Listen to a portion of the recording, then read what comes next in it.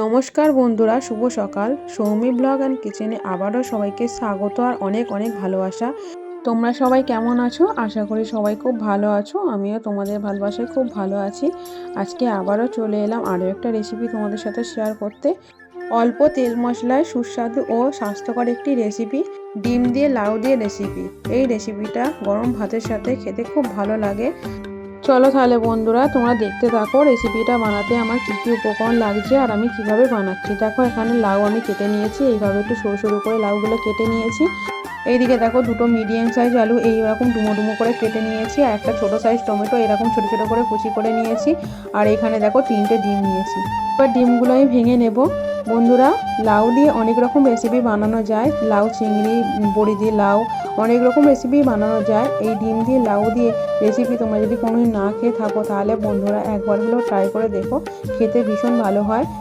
এই রেসিপিতে আমি পেঁয়াজ রসুন ব্যবহার করব না, পেঁয়াজ রসুন ছাড়াই রেসিপিটা খেতে ভীষণ ভালো হয়। দেখো, সব ডিমগুলো আমি একটা একটা করে ভেঙে নিচ্ছি। নতুন কোনো বন্ধু যদি আমার রেসিপিটা দেখে থাকো, তাহলে আমার চ্যানেলটি সাবস্ক্রাইব করে পাশে থেকো, আর পাশে থাকা বেল আইকনটা ক্লিক করে রাখবে, নোটিফিকেশনটা অবশ্যই অল করে দেবে, তাহলে আমি যখনই ভিডিও ছাড়বো তোমাদের কাছে পৌঁছে যাবে। দেখো, সব ডিমগুলাই ভেঙে নিয়েছি। দেখো, পরিমাণ মতো নুন দিয়ে দিলাম, এবার নুনটা ভালো করে ফেটিয়ে নেব। আর তোমাদেরকে তো আমি আগেই বললাম, এতে আমি পেঁয়াজ রসুন ব্যবহার করবো না, শুধু নুন দিয়ে ডিমটা আমি ফেটিয়ে নেবো ভালো করে। দেখো, এইভাবে ডিমটা ভালো করে ফেটিয়ে নিতে হবে। ভিডিওটি বন্ধুরা তোমরা লাইক দিয়ে দেখা শুরু করো, আর ভিডিওটা যদি ভালো লেগে থাকে তাহলে একটু মিষ্টি করে কমেন্ট করে দিও। তোমাদের মিষ্টি মিষ্টি কমেন্ট আমার নতুন নতুন ভিডিও করতে উৎসাহ করে, আর তোমাদের কমেন্টগুলো যখন আমি পড়ি আমার ভীষণ ভালো লাগে। দেখো, ডিমটা আমি ভালো করে ফেটিয়ে নিয়েছি। এবার আমি কি করব, চলো তাহলে বন্ধুরা দেখতে থাকো, কেউ কিন্তু স্কিপ করো না। ভিডিওটি খুব ছোট্ট ভিডিও, তাই তোমাদেরকে একটাই অনুরোধ করছি, তোমরা কেউ ভিডিওটি স্কিপ করো না। দেখো, এখানে গ্যাস জেলে কড়াই বসিয়ে দিয়েছি, কড়াই গরম হয়ে গেছে, কড়াইতে আমি সর্ষের তেল দিয়ে দিলাম। আর রান্নাটা আমি সর্ষের তেলেই করব, তোমরা চাইলে রিফাইন তেলেও করতে পারো।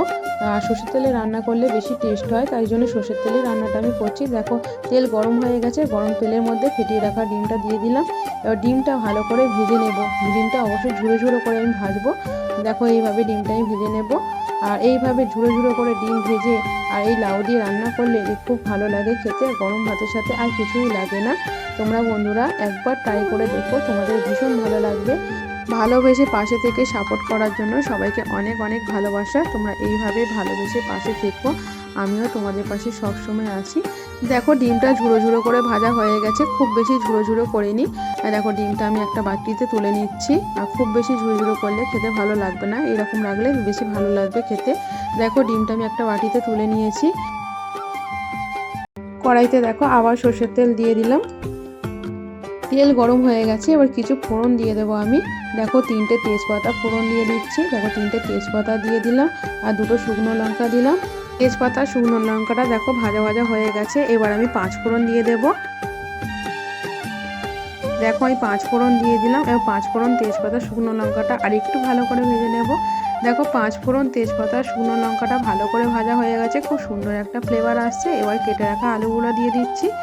আলুগুলো এবার ভালো করে লাল লাল করে ভেজে নেব। বন্ধুরা, আমার রেসিপি তোমাদের কেমন লাগে আমাকে কমেন্ট করে জানাবে। আর এই ডিম দিয়ে লাউ দিয়ে রেসিপিটা তোমাদের কেমন লাগলো এটা অবশ্যই কিন্তু কমেন্ট করে জানাবে। আর অবশ্যই বাড়িতে কিন্তু একবার ট্রাই করবে। দেখো, আলুগুলো এইভাবে ভালো করে ভেজে নিতে হবে। আলু ভালো করে ভেজে নিলে তবে তরকারির টেস্ট ভীষণ ভালো লাগবে। দেখো, আলুগুলো প্রায় লাল লাল করে ভাজা হয়ে গেছে। এবার আমি এতে পরিমাণ মতো নুন দেব। দেখো, পরিমাণ মতো আমি নুন দিচ্ছি। নুনটা এবার দিয়ে আরেকটু ভালো করে ভেজে নেব। এতে আলুর পরিমাণ মতো আমি নুনটা দিলাম। দেখো, আলুটা ভালো করে ভাজা হয়ে গেছে, এবার কেটে রাখা লাউগুলো আমি দিয়ে দিচ্ছি। আর একটা কথা বন্ধুরা, তোমরা অনেকেই আছো শুধু কমেন্ট করো, তারা লাইক করো না। অনেকেই আছো, সবাইকে কিন্তু বলছি না, অনেকেই আছো শুধু কমেন্ট করো, লাইক করো না। তারা প্লিজ লাইকটা করো। তোমাদের লাইক কমেন্ট আমার নতুন নতুন ভিডিও করতে উৎসাহ করে। দেখো, সব লাউগুলো আমি দিয়ে দিয়েছি। এবার আলুর সাথে লাউটা ভালো করে ভেজে নেব। সবাই তো জানো লাউ থেকে প্রচুর পরিমাণে জল বেরোয়, তাই আলুর সাথে লাউটা ভালো করে ভাজতে ভাজতে দেখবে অনেকটা পরিমাণে জল বেরিয়ে লাউটা অনেক কমেও যাবে। দেখো, লাউটা প্রায় অনেকটা কমে গেছে, আরও কমে যাবে, আরও জল বেরোবে, আরও লাউ কমে যাবে। দেখো, আলুর সাথে লাউটা মোটামুটি ভাজা হয়ে গেছে। এবার আমি কিছু মশলা অ্যাড করে দিচ্ছি। 1.5 চা চামচ হলুদ গুঁড়ো দিয়ে দিলাম, 1/2 চা চামচ লাল লঙ্কার গুঁড়ো দিয়ে দিলাম, আর হাফ চামচ জিরে গুঁড়ো দিয়ে দিলাম। এবার মশলাটা ভালো করে কষিয়ে নেব। এতে তেমন কোনো মশলা লাগে না, সামান্য কিছু মশলা হলেই রেসিপিটা হয়ে যায় আর খেতে দুর্দান্ত হয়। আর এইভাবে কষিয়ে নিতে হবে। আর লাউয়ের তরকারি বেশি ঝাল ভালো লাগে না খেতে, তাই কালারের জন্য সামান্য পরিমাণে লাল লঙ্কার গুঁড়ো দিলাম। তোমরা চাইলে লাল লঙ্কার গুঁড়ো নাও দিতে পারো। দেখো এবার দেখো আমি টমেটো কুচিটা দিয়ে দিলাম। টমেটো কুচিটাও ভালো করে কষিয়ে নেব।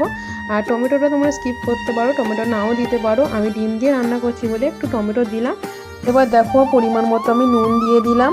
নুনটা আমি লাউয়ের পরিমাণ মতো দিলাম। আলু ভাজার সময় আলুর পরিমাণ মতো নুন দেওয়া ছিল, তাই লাউয়ের পরিমাণ মতো নুনটা দিলাম। তাই নুনটা দিয়ে ভালো করে কষিয়ে নেবো। আর একটু দেখো মশলাটা লাউয়ের সাথে ভালো করে কষানো হয়ে গেছে। আর একটু কষানো হলেই জল দিয়ে দেবো। দেখো লাউটা পুরোপুরি কষানো রেডি হয়ে গেছে। এবার আমি পরিমাণ মতো জল দিয়ে দেবো। খুব বেশি জল দেবো না, লাউয়ের তরকারি খুব বেশি জল লাগে না। তরকারিটা আমি মাখা মাখা করবো, তাই জলটা অল্প পরিমাণে দিলাম। আলু আর লাউ মোটামুটি সিদ্ধ হয়ে গেছে, একটু সিদ্ধ হতে বাকি আছে, তাই জলটা অল্প পরিমাণেই দিলাম।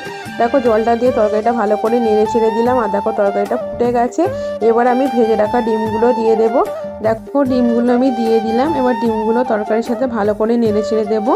দেখো ডিমগুলো তরকারির সাথে ভালো করে আমি নেড়ে ছেড়ে দিলাম। আলু আর লাউ ভালোভাবে যাতে সিদ্ধ হয়ে যায় তার জন্য ঢাকা দিয়ে দিলাম। কিছুক্ষণ পর ফিরে এলাম, ঢাকাটা খুলে দেখবো আলু আর লাউ ভালোভাবে সিদ্ধ হয়েছে কিনা। দেখো আলু আর লাউ ভালোভাবে সিদ্ধ হয়ে গেছে। এবার আমি ভাজা মশলা অ্যাড করে দেব।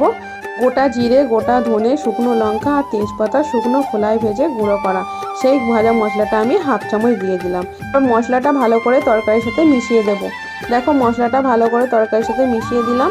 দেখো ডিম দিয়ে লাউ দিয়ে রেসিপি মোটামুটি আমার রেডি হয়ে গেছে। এবার তরকারিটা আমি একটা পাত্রে নামিয়ে নেব। আর দেখো বন্ধুরা রেসিপিটা দেখতে কত সুন্দর হয়েছে আর খেতেও ভীষণ টেস্টি হয়েছিল। খুব সুস্বাদু আর একটা স্বাস্থ্যকর একটি রেসিপি। তোমরাও ঝটপট বন্ধুরা বানিয়ে নাও। আর ভীষণ টেস্টি হয়, গরম ভাতের সাথে খেতে খুব ভালো লাগে। এবার দেখো তরকারিটা আমি একটা পাত্রে নামিয়ে নেব। দেখো তরকারিটা আমি একটা পাত্রে নামিয়ে নিচ্ছি। বন্ধুরা রেসিপিটা কেমন লাগলো অবশ্যই কিন্তু আমাকে কমেন্ট করে জানাবে। আর ভালো লাগলে লাইক, কমেন্ট, শেয়ার, সাবস্ক্রাইব করে পাশে থাকবে। আর চাইলে শেয়ারও করে দিতে পারো। সম্পূর্ণ ভিডিওটি দেখার জন্য সবাইকে অসংখ্য ধন্যবাদ। সবাই খুব ভালো থেকো, সুস্থ থেকো, সাবধানে থেকো। আজকের মতো টাটা।